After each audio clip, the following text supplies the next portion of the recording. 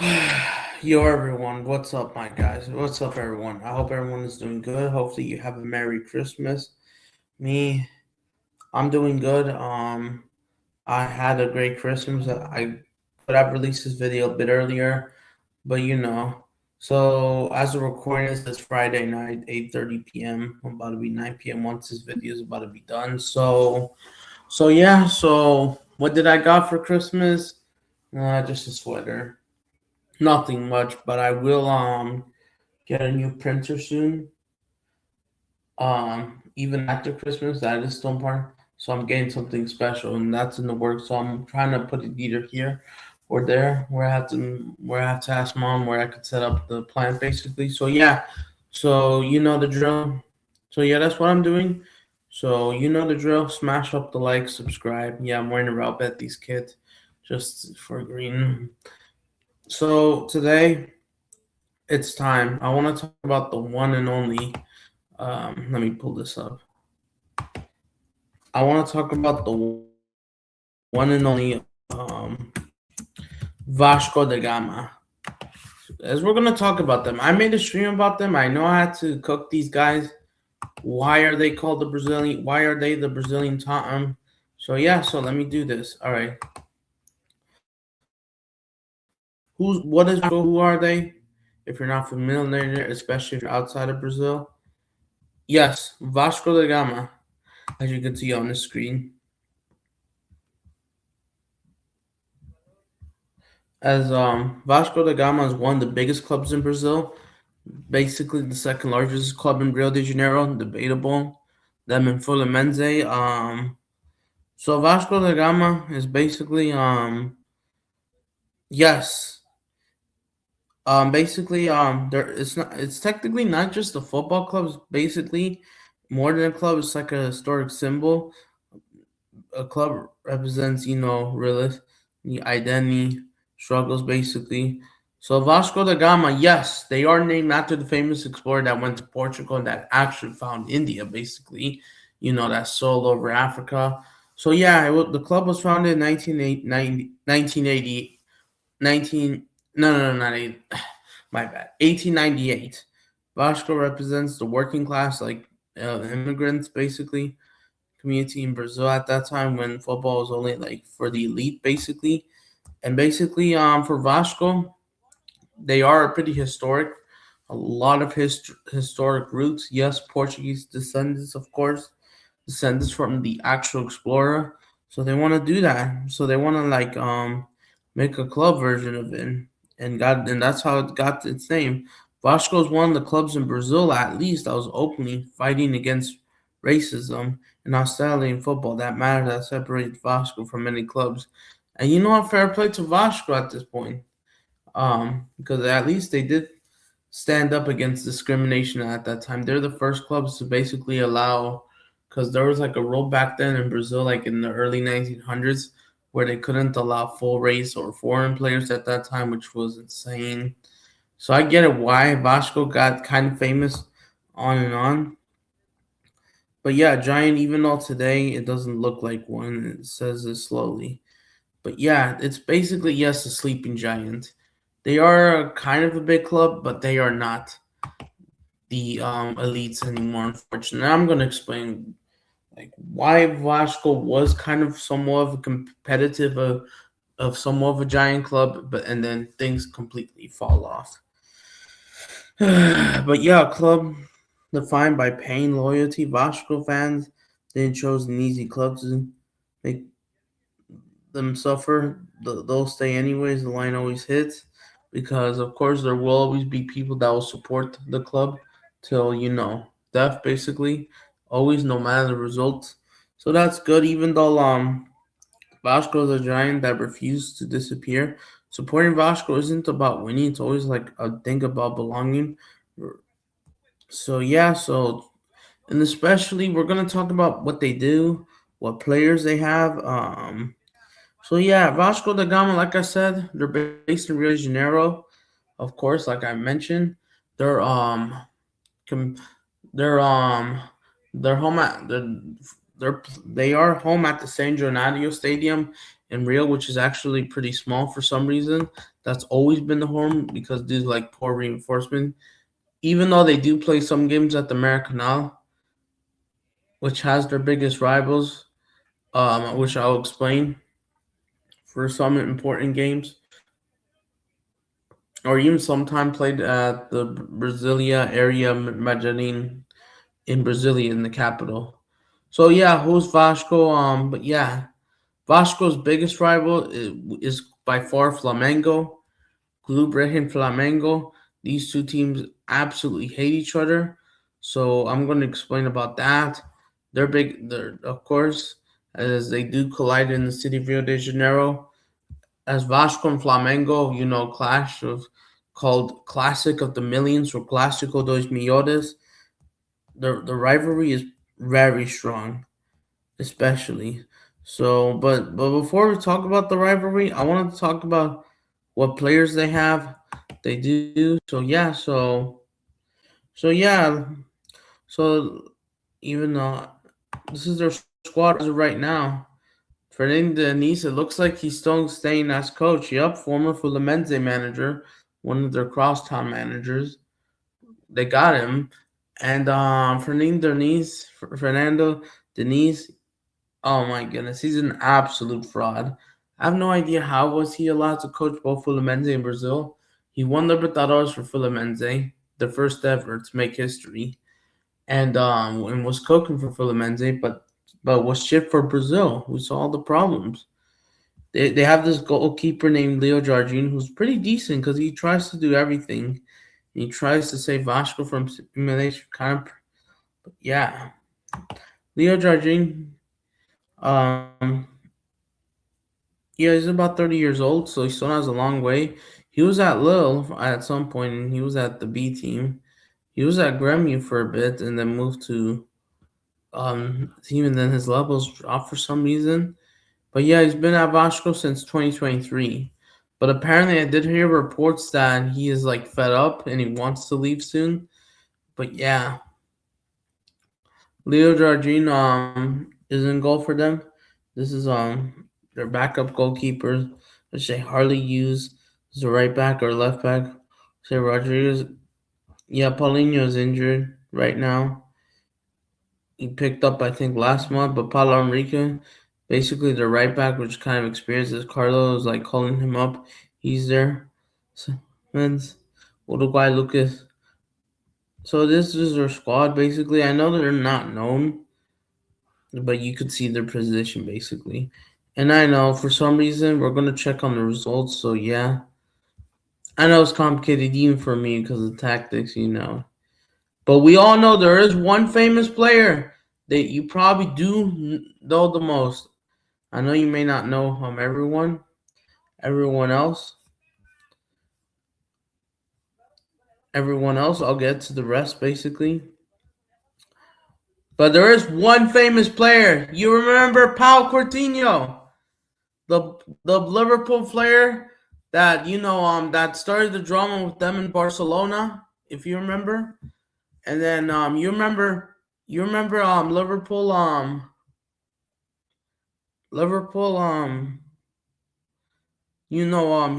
he extended his contract for Liverpool and 6 months later he left for Barcelona. That's him. That's where he plays now. That's him. That's where Coutinho's at now since and this is why he's not been spoken in Europe anymore because he's no longer there because not a lot of people get to talk about Brazilian clubs. Yes, he was at Villa for a bit. Or he was supposed to be playing at Aston Villa back from Barcelona and played for Bayern. So yeah, the famous, Liverpool, Barcelona, so it was January 2018 and played for a year and a half and then went to Bayern Munich and then, went to Villa. That's him. And then went to a club in like Saudi Arabia or Qatar, I think this is. And then went back to Villa. And then, yeah, went to Vasco on loan and then permanently signs them as of July 2025. That's where he plays now. He's playing that number 10 role and plays. And as Bob says, yes, it's true. The chances, creativity, the AM basically, as a number 10, of course. the attacking midfielder, playing line playmaker kind of stuff. So yeah, so that's what happened. That's where he is at now. He returns to his boyhood club Vasco. He left in July 2010, and he's back. His last open play goal was apparently against uh, Bahia. Was that? And then apparently, wait, or is that showing his best goals? That might have just been his last open play goal then. But yeah, oh, he was awesome. But yeah, Vasco, they are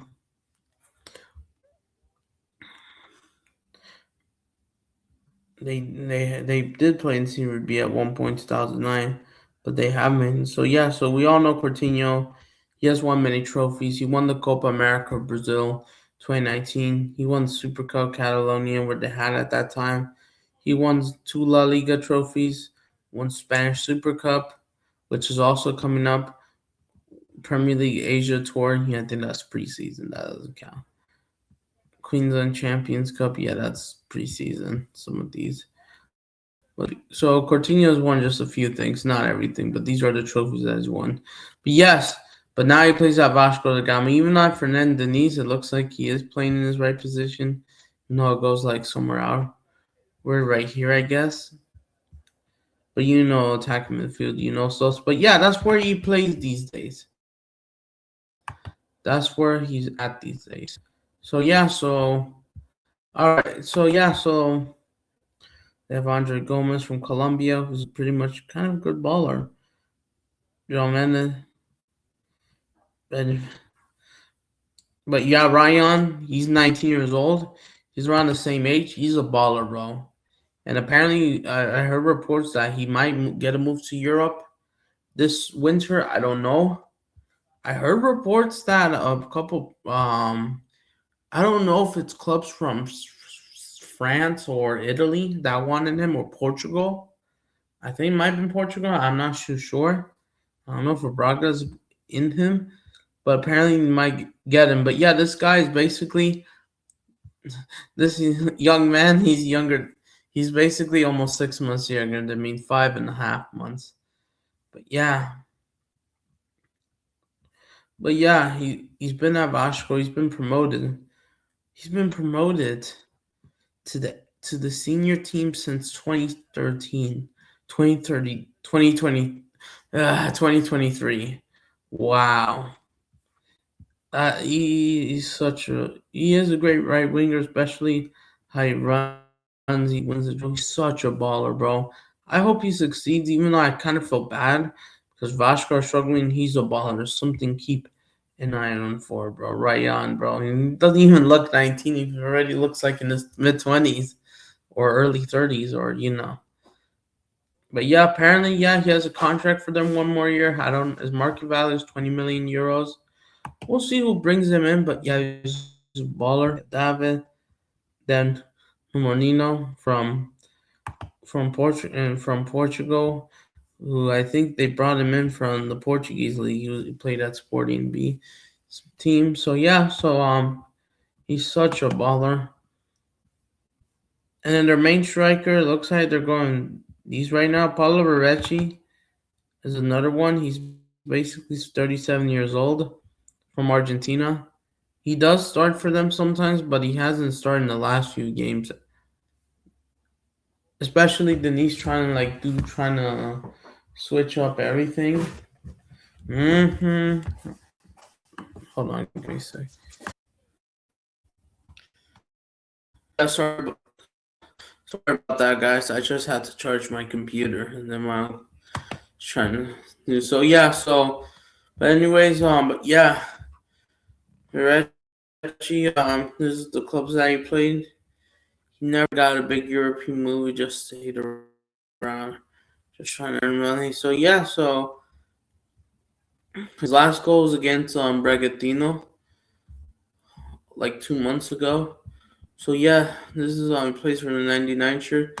So yeah, that's their squad for Vasco. It's like an okay squad, like still some talent, but not as good as Flamengo's, not as good as Palmeiras, not as good as, not even as good as Bahia, who are now owned by City. So yeah, so I hope I said everything about Vasco. Vasco, we all know they just lost the Copa do Brazil final against Corinthians a few days ago. It's been 5 days already. So the last time Vasco won a trophy was Gaioka title, basically, all the way back in 2016. That was the last time they won a major trophy, kind of ish. That was the last time, which funny enough, they actually won the year before in 2015 as well. So Vasco, that was the last time they won a trophy. Was 2016. 2015 they won the Carioca, and they also won the Copa do Brazil in 2014. They actually won Copa do Brazil. And my bad. I pressed something. But yeah, in case. And then all right, let me try to do 2014. But yeah, Vasco. Their history basically. Hold on, where is it? Where is it? They won the Copa do Brazil. Who did they play in that final in 2014? But yeah, Vasco won the 2014 Copa do Brazil. I forgot who it was against. But yeah, back in 2014. Let me see. Yeah, let me see. And I know this. I know, of course, I couldn't remember. Was it against Flying or what was it? Sorry. And then they lost the Carioca final in 2014, so they were doing a lot. But who did they beat? Who did they beat? Who did they play in the final back in 2014? Not Copa. Apparently, they're saying that they lost in the quarterfinals, or I thought Vasco won. Oh yeah, it wasn't 2014. My bad. It's been 14 years since they last won it, so I got mixed up. It was 2011. It was 2011. My bad. It wasn't 2014. I got that wrong. My bad. So who won that cup basically in 2011? Who was it against? And I'm not even saying it. Was it against Kobachibi?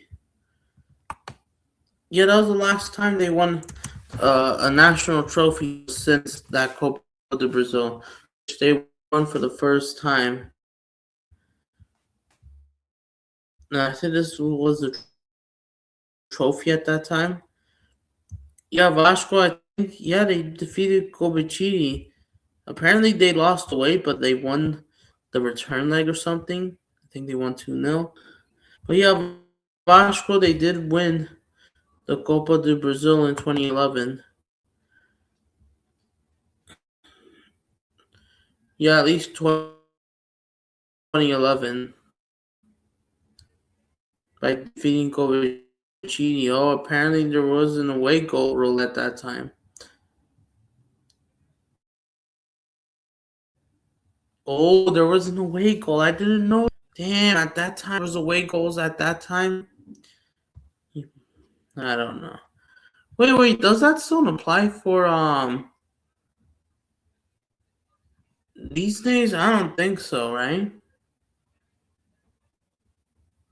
But yeah, they did this, and yeah, all they needed was a draw. Or was it a 3-3 draw? In the second leg, after defeating them 1-0, so it ends 4-3 on aggregate. So that's probably the reason why. So yeah, that was their last major national trophy. And and by the way, I was trying to pull up this picture, but I couldn't find it due to because it is so hard to find. But there was like this picture. Vasco won in the last 10 to 15 years compared to like their biggest rivals, compared to like Flamengo, Botafogo, and Fluminense. And unfortunately, it's true. Flamengo is clear of Vasco. And we could talk about the rivalry right now, I guess. So yeah, so before we review their season a bit. So yeah, even though I know my computer goes slow because it's just annoying. But yeah, these guys have not won a trophy in 9 years. They're going with that Tottenham route.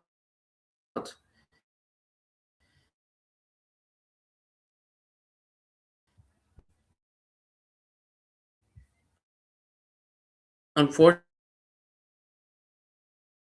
but yeah, and now they just go ahead and lose to Copa de Brazil. So yeah, so um,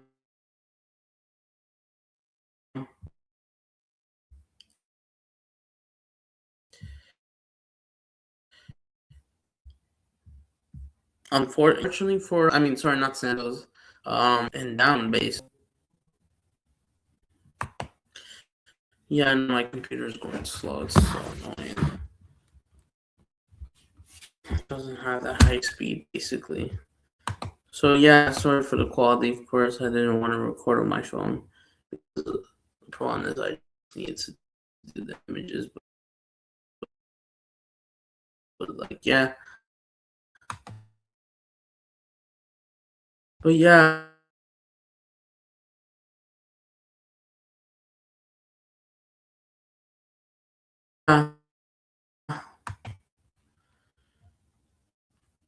Yeah, unfortunately, Vasco.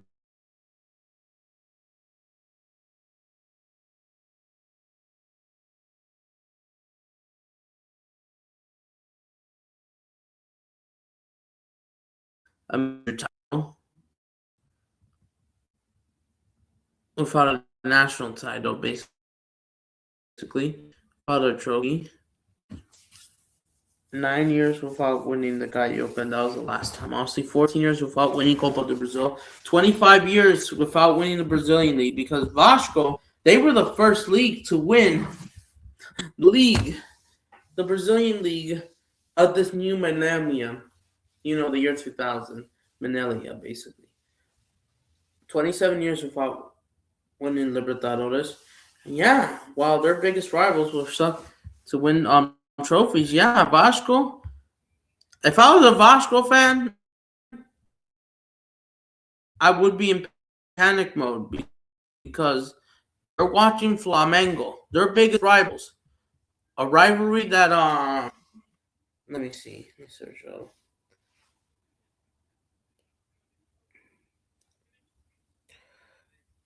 Let me see. I'd search up my phone just to be so of course, but yeah, their biggest rivals Flamengo win trophies every single year almost. Flamengo's Vasco is suffering. Flamengo is out here winning, farming easily good.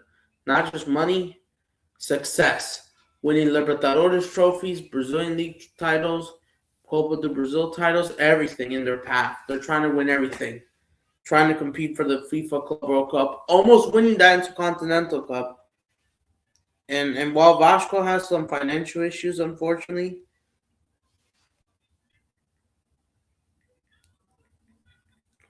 yeah, it's not good to be a Vascaíno right now, as we're gonna check on all the fixtures they have done. So yeah, it's not looking good, and we're not gonna check to the 2026 fixtures because we haven't even done a video about the review. So yeah, yeah, but the rivalry between Flamengo and Vasco is called Clásico dos Milhões. Basically, um,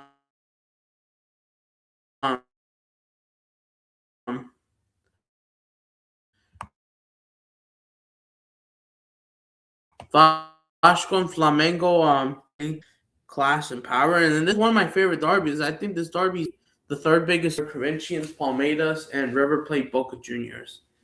This derby is actually successful, bro. But yeah, Vasco,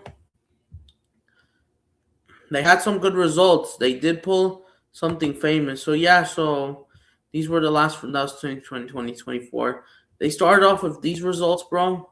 Started off with draws in the Carioca with the B team, and they started using the A team. They didn't play anyone seriously until Fluminense. They went 1-0 up early, and Fluminense came back, and Vasco lost at home. And this was played at the Arena do Gama in Brasilia, one of the few games, the home games, since it can't be at San Jornalio anymore, it looks like. Not even the Fluminense game could be at the San Jornalio anymore.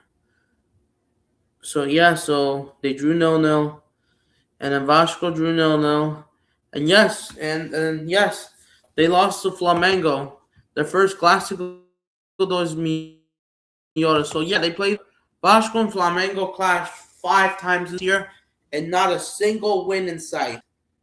But yeah, like I mentioned, Flamengo became the club of masses, huge media presentation, financial power in modern football. Classic the million because millions of fans. Rio de Janeiro stop when they play. In the past, Vasco and Flamengo were kind of like competitive, but it's now just one-sided these days. Because Flamengo just have so much firepower, and why it hurts Vasco fans, especially today. Flamengo wins title, Vasco are just rebuilding. And yeah, that sucks, bro.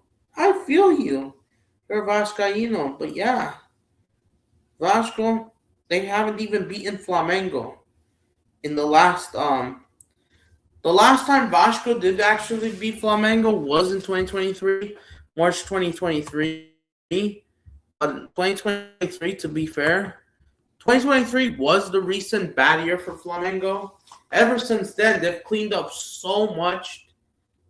Unfortunately, yeah, 2023 was by far the worst year for Flamengo in quite a long time. And even though Flamengo were competitive, they did have that bad game against Vasco. That was the last time Vasco had beaten them.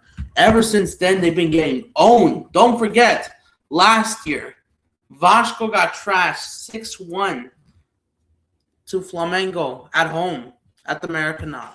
6-1. Let's not forget about that famous result. So yeah,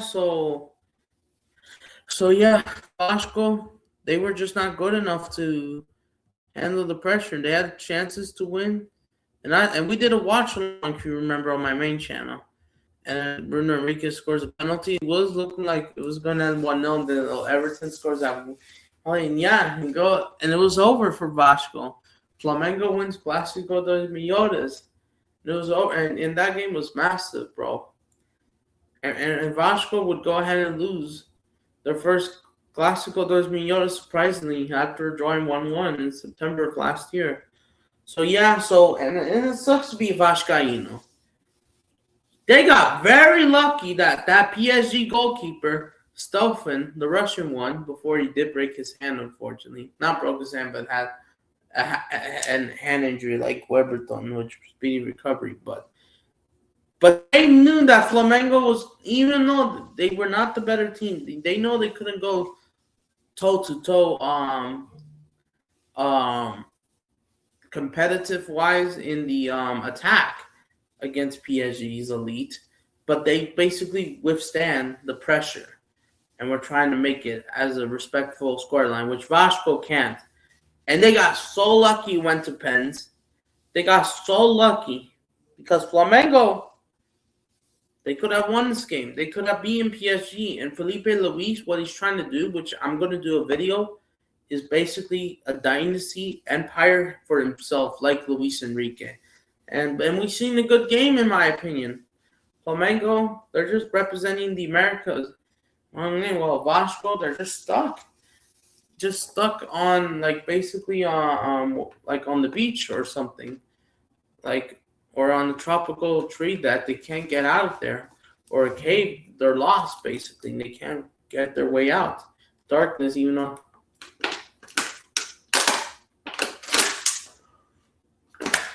I forgot to mention you, Vasco. They've been relegated 4 times. I may not remember all the years, but the recent relegation was 2009, I think.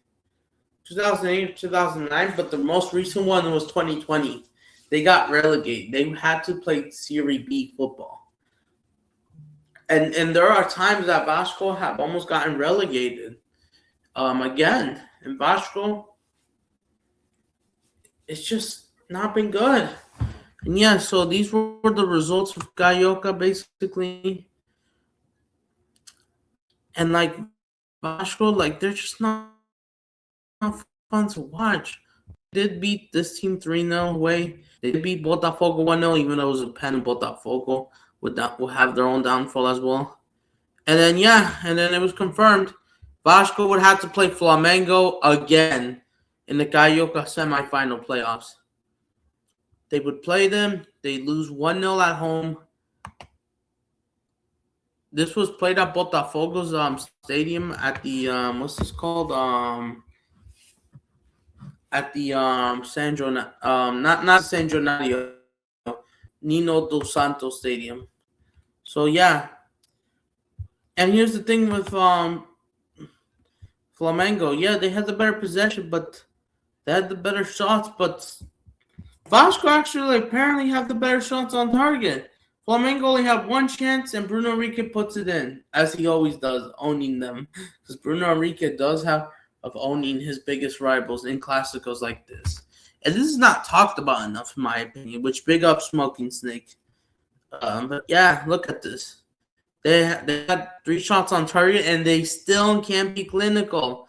Yeah, Rossi better. And Leo Jardine won, and he couldn't save it. And I know it was a good shot, but it's just disappointing.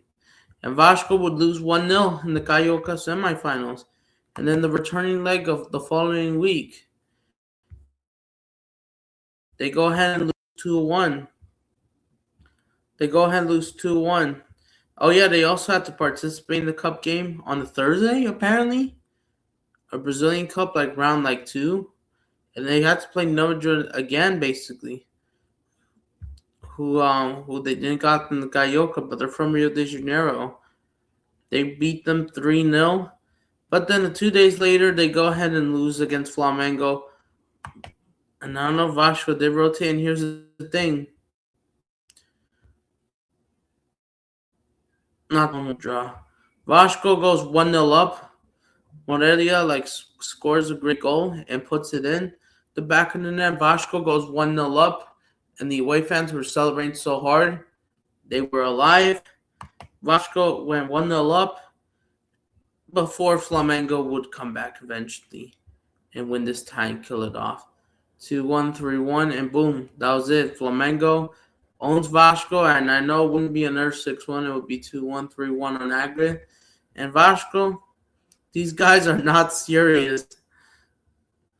Flamengo had the better shots, but yeah, they couldn't do anything else in open play. And yeah, they got eliminated Carioca, which Flamengo would win it again. And then would play for the Menze. They're another biggest rivals. And you know Vasco the Menze, but and Flamengo, why they were the pride of Rio de Janeiro, like you would say Chelsea, like the pride of London, or right now City being the pride of Manchester.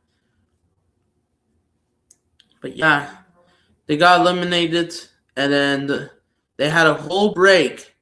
They had 3 weeks to prepare because they would play in the Brazilian League.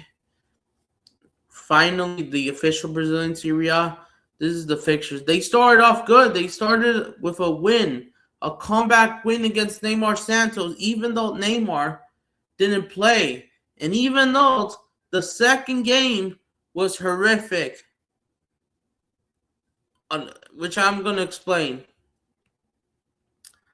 And yeah, they started off good.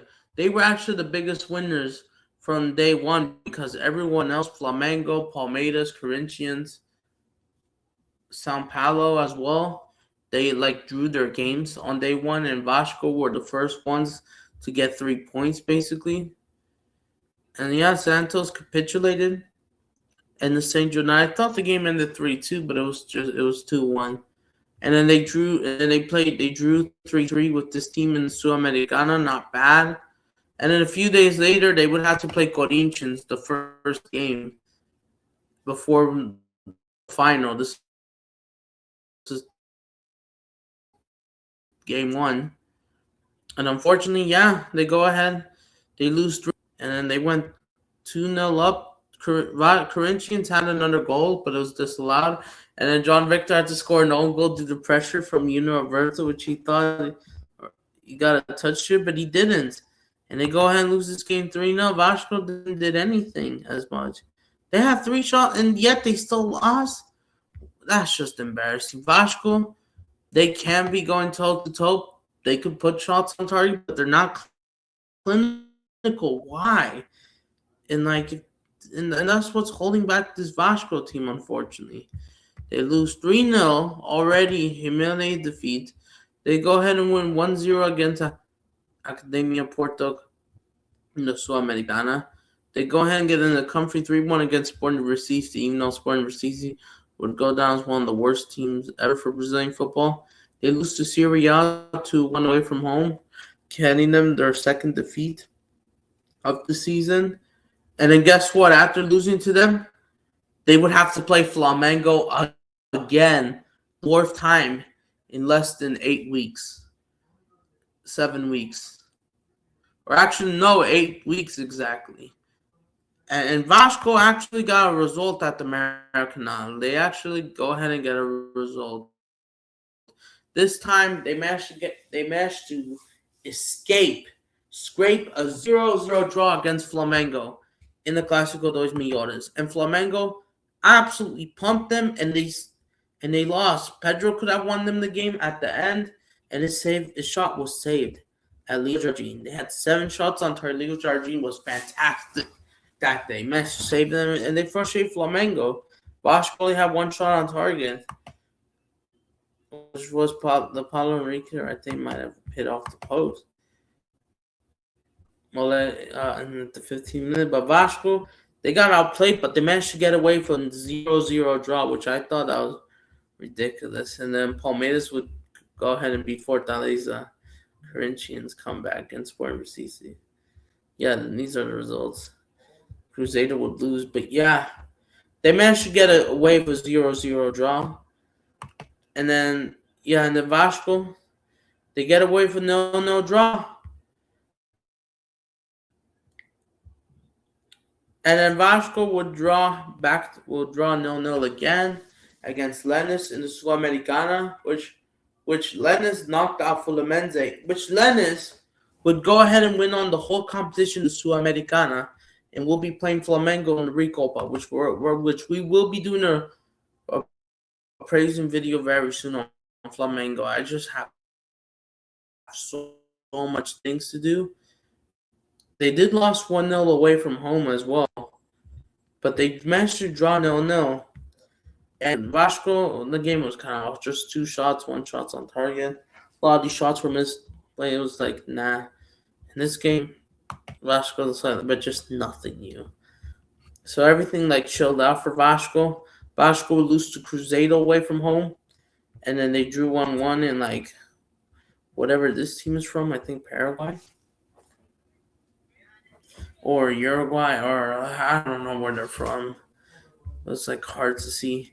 And then Vasco would have to travel to Brasilia because of San Januario. Not even the Maracanã, for some reason, didn't want to host Vasco's home game. So they went to Brasilia. Vasco, they do the ridiculous. Here's the thing with Vasco. They're pretty much good friends with Palmeiras. They'll do anything for them. And Vasco and Palmeiras have 2 common enemies. Vasco does not mind putting Vasco to Palmeiras is basically doing what Atletico Madrid is doing to Barcelona, helping them on person, spread their legs. Yes, unfortunately, putting you know what and helping them just because their biggest rivals don't win a trophy. And Vasco literally gifted Victor Roque his first goal in the Brazilian League, his first goal since December in La Liga. They gifted him his first bloody goal, and that was an absolute disgrace. Vasco had the better shots on target, and these guys go ahead and lose. And these guys didn't want to mark Victor Roque. I thought this was embarrassing. I thought this game should have been a draw. Vasco had the better chances, but these guys, bro, they always these guys, bro, they actually piss me off a bit because they're not serious. But when it's time to play against Flamengo, that's the only time they want to play, unfortunately. And it's similar to the Atletico Madrid comparison or whoever club that does this similar. That's embarrassing. They were just not professional, and the game wasn't even nowhere near packed. But yeah, but they didn't mind helping Palmeiras or Palmeiras as rival fans, especially Flamengo fans, saying this. And I thought this was embarrassing. Vasco should be getting these results. Where was his heart? And you go ahead and concede to Palmeiras with just 2 shots on target. What a joke. This is why Vasco are just the Brazilian Tottenham, basically.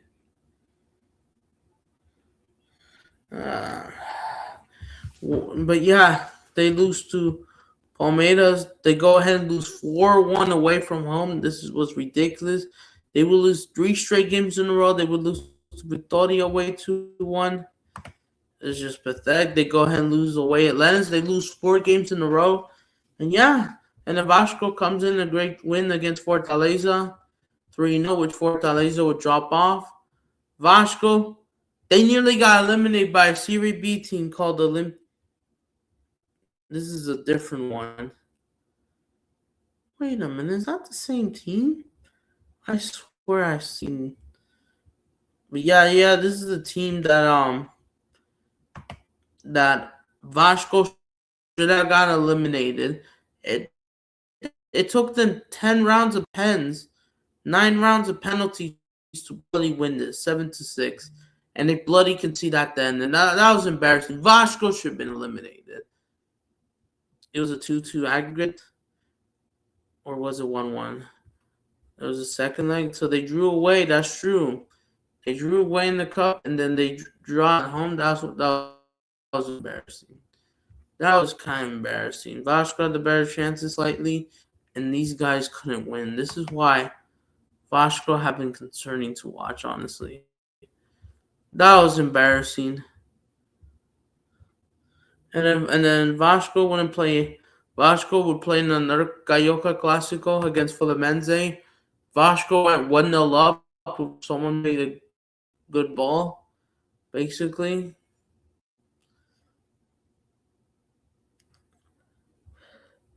Victor scores in like the 25th minute, puts them in.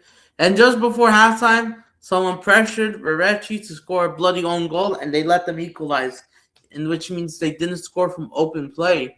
And that was a joke. And then Fluminense would go ahead and win this game. Someone scored a banger, another great banger similar to Everton in the Carioca. And Vasco would go ahead and lose this game as well. And, of course, they kind of got outshot, but these guys did absolutely nothing, and they just embarrassed themselves. They lose another Clásico. They lose another game once again. And yeah, puts it in like that. Just up space. It's not that hard. And Vasco, they were just doing ridiculous. And yeah, Vasco goes ahead and win 3-0 against this team. But even though they couldn't even qualify at first, not even second, and then they lose to Bragantino at home, they did the ridiculous just before the day after the Champions League final. Wait, was it Sunday? I thought this was May 31st. I don't know if it was due to time zone, or I don't know why FIFA was.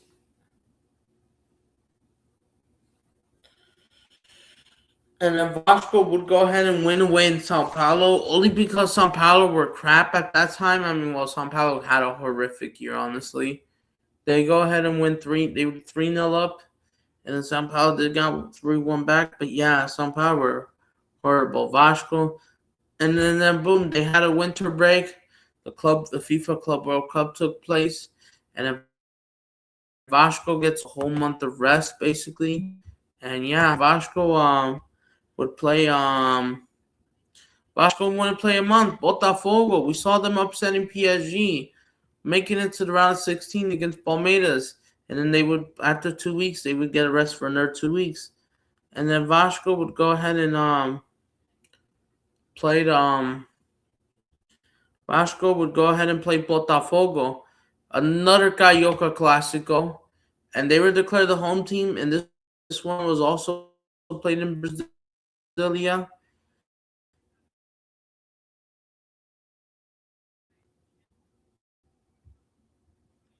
Hold on, we're pulling this up because of the internet. And Vasco, this was basically game one. Game against Botafogo. They hired Carlo Ancelotti, another embarrassment. And they go ahead and embarrass themselves and not score an open play goal. These guys have been bad in most of these games, even the big ones, whether it's small, big. Vasco has been terrible.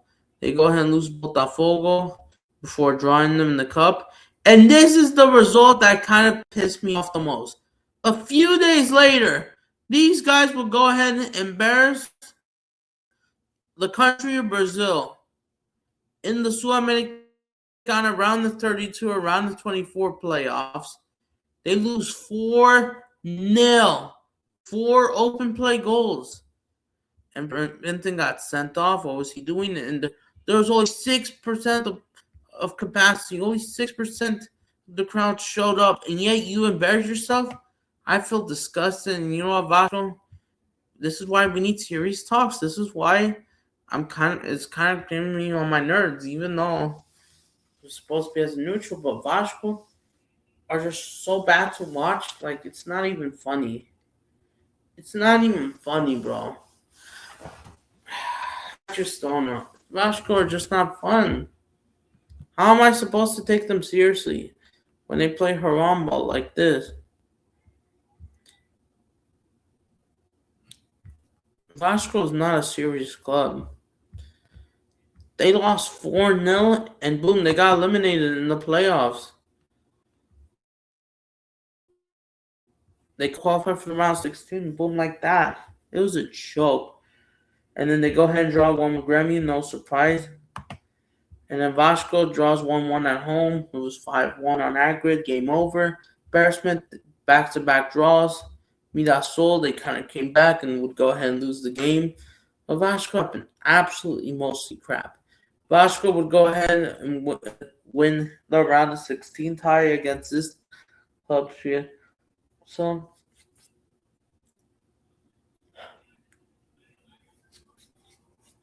and yeah, they did score 3 goals in the first half.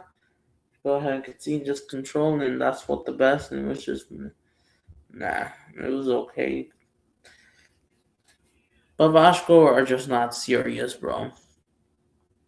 Vasco withdrew with Atletico Mineiro 1-1. But yeah, before we talk about this, but yeah, they've just been crap. And then guess what?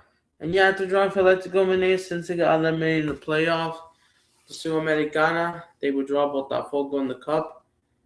This was the only time outside of Flamengo they showed up. Remember this game. This was the only game they showed up. Vasco 6, Santos 0, 6-0. They gave Neymar, Santos an absolute massacre, and they thought that Santos would get relegated. You saw the famous Neymar pictures of him crying, which I might have to pull that out, unfortunately. Giving them their first defeat in like a long time. And they let Blake Coutinho score twice. It was 1-0 at halftime, and they go ahead and give up those goals. They would give up 5 bloody goals in 15 minutes, and this was Santos' worst performance. I don't even know if this is Vasco's best performance because I thought, but yeah, they let a bunch of this. This was Santos' embarrassment performance. They let these bloody guys score 5 open play goals, 6. They're not even that good. This was an embarrassment for Santos. This was the famous one. It started with that. This was Neymar's worst defeat in his career. And we did a watch along. Or wait, I didn't even did a watch along, unfortunately. I think Atleti was playing as well at that time against Espanyol. This was just embarrassing to watch. I can't lie. Santos just embarrassed us, bro. And they basically let them do whatever they want, be non-professional. But luckily for Santos, they wouldn't get relegated at the end of the season. But this was the famous one, which unfortunately, which Neymar had to leave the 2 years. He didn't have to confront someone. But yeah, these guys, bro, they thought they would have gotten away with it. But yeah, Vasco 6. This was by far, that's all they had to celebrate, Vasco fans. That's all they could enjoy because they would do absolutely nothing. That's where it makes some global headlines. At least, definitely by 4 more than trying to beat Flamengo, even though they did beat them like 2-1 earlier at the season without Neymar. But on aggregate, this is a historic 8-1. This is just embarrassing from Neymar, from Santos. Not Neymar, but he couldn't do. They literally gave up 5 goals in the span of fucking 18 minutes. That's embarrassing. Less than 20. That was the worst performance ever. It could have been 7, which they almost did. This was embarrassing from Santos. I've never seen this bad. And here's the freaking thing. They would do the ridiculous. A couple of days later, they go ahead and shit the bed against UB2. They go ahead and lose to Corinthians in Game 2. At home to St. Jonario, losing 3-2. Got outplayed. Denise owned again, his fraud ass. Owned by David All Jr. Woohoo! Vasco, they did get a draw against Botafogo at the St. Jonario. And here's the thing for Vasco. I did predict Botafogo to win by a goal, or it was going to end in a draw. And that's what they did. Vasco would go ahead and beat Sporting Recife, head into the international break. We get 12 days of rest. Vasco did win away from home. And then Vasco, these guys managed to would get 3 straight draws, but this one they won. They managed to get away with it against Botafogo. They managed to draw against Neo dos Santos, and Botafogo were just not clinical. They only could see the pen, and Malaria scored an open play goal, was given that much space, and these fuckers won the penalty shootout. And now these guys they scumbag their way to the semifinals, which I thought they didn't deserve, but Botafogo didn't deserve to win either. Because these guys were not clinical. This was embarrassing, kind of. But it's because Vasco, how inconsistent they are. Look at these fixtures, basically. They would go ahead and here's the thing, then they would shit the bed a few days later. It was on a Thursday, not a Friday.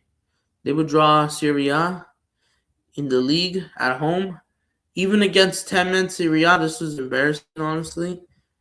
And then a week later, the last Clásico dos Maiores, the 5th one of the year, Flamengo Vasco will go ahead and meet last time of the year. Flamengo started off good. Garascal scored a goal in the 11th minute. Good crossing, basically. Until Ryan did score a good goal. And Vasco played actually excellent. Vasco, they know they couldn't beat Flamengo. But Vasco played really well that, honestly, they had chances to bloody win this game. I thought this was bit embarrassing for Flamengo. They draw points to Vasco is kind of pretty bad, even though they did own Palmeiras in all games with Vasco in the league. Yeah, Coutinho got an assist. Who got the assist for Flamengo? I think it might have been a rebound. But yeah, this was embarrassing for Flamengo a bit. I'm not gonna lie.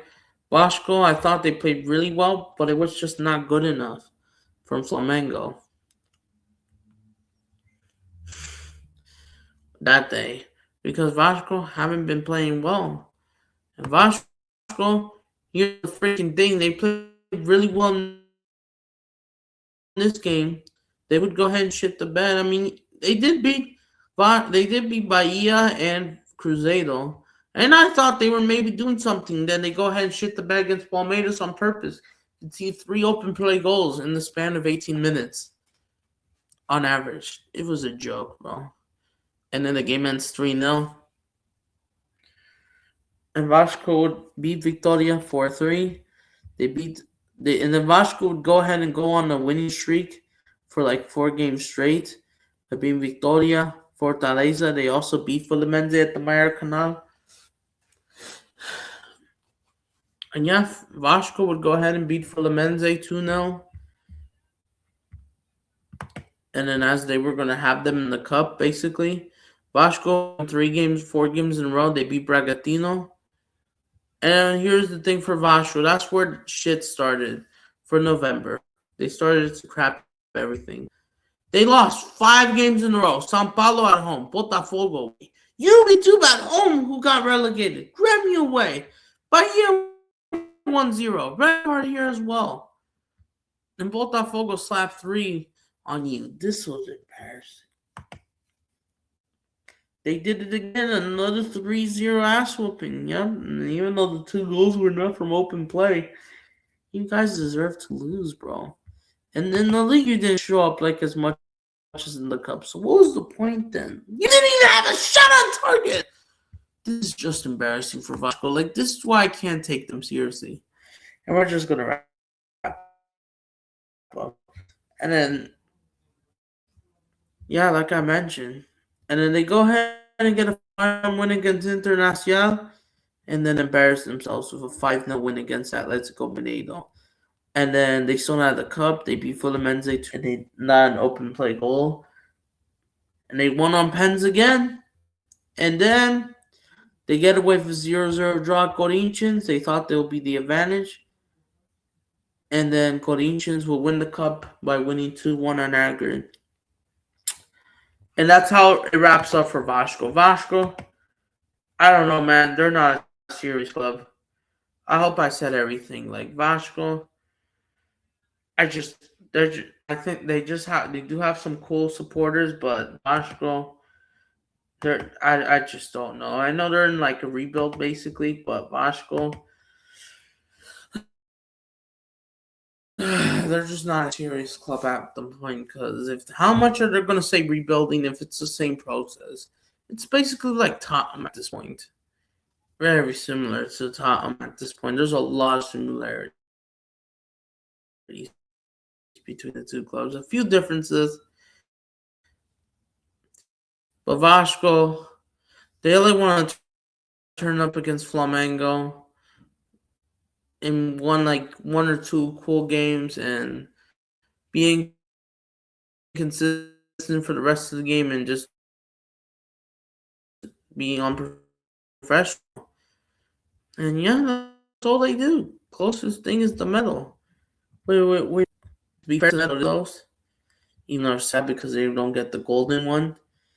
Even though, yeah, that's probably the closest thing, even though that's not a proper trophy. Yeah, but yeah, Vasco, I don't think they're rebuilding. It's a downfall, bro. So yeah, so I hope I said everything in this video. So yeah, so you know the drill. Like and subscribe. Vasco or just, yeah, this is the Neymar, you know. But he's not serious. I have to like out this tweet. Vasco, even though to be fair, you may have a good attitude at the American when you play these classicals, but you guys, and especially at St. Jonario, you guys are not serious. Yeah, Vasco are planning to go back with Nike. They will be entering on the next year. Confident they won't win the Sudamericana. They won't win the league. Of course, they're not winning the league. They're not winning Sudamericana. That's what Manchester United might just become like. So yeah, so like Arsenal, like as well, Tottenham, basically. I'm confident they won't win the league. They're not going to win the Sudamericana. They're going to not win. They're not even the Super Cup. They're not. They're probably not going to win Carioca, even though I heard reports Flamengo maybe not taking that seriously. I mean, I doubt it. We'll see. I mean, but it's unlikely because these guys, they're not serious. But you know the drill. Smash up the like, subscribe, share this to your friends. I'll be back another time. Peace.